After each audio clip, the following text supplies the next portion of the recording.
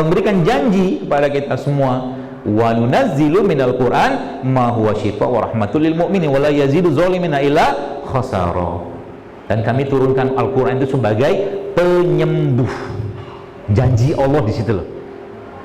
Ya, apakah orang penyakit fisik kayak tumor jantung itu bisa disembuhkan dengan Quran, dengan izin Allah? Jawaban saya bisa, insyaallah, bismillah, wallahi.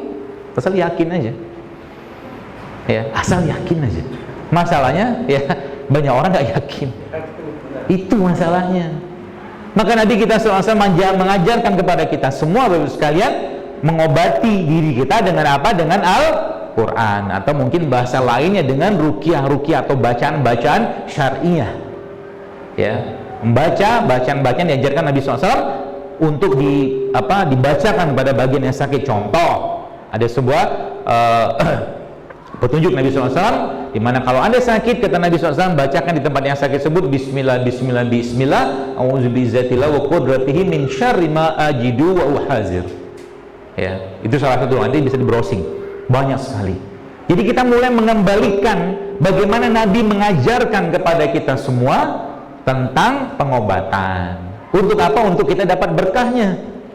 Nabi menjelaskan dalam madu, ya, asyifa, ya, syifa itu penyembuh, bukan obat.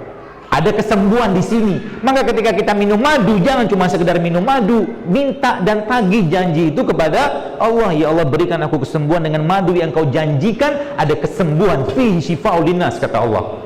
Itu baru orang yang meyakini, bukan cuma sekedar minum. Paham ya? Makanan diperbaiki. Nanti apa yang terjadi ketika sakit? Obatnya nggak perlu macam-macam. Obatnya apa? Yang dijelaskan Allah dalam Al-Quran, yang dijelaskan oleh Nabi SAW dalam petunjuk-petunjuk beliau. Nah, itu baru benar.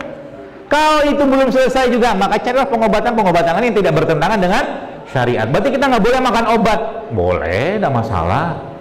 Tapi coba dulu dong dipakai yang ada dalam Al-Quran dan Quran, ada sunnah dulu gitu loh. Ya, kan? Sudah ditantang atau mungkin disampaikan oleh Nabi SAW. Qul in kuntum tuhibbunallah fattabi'uni.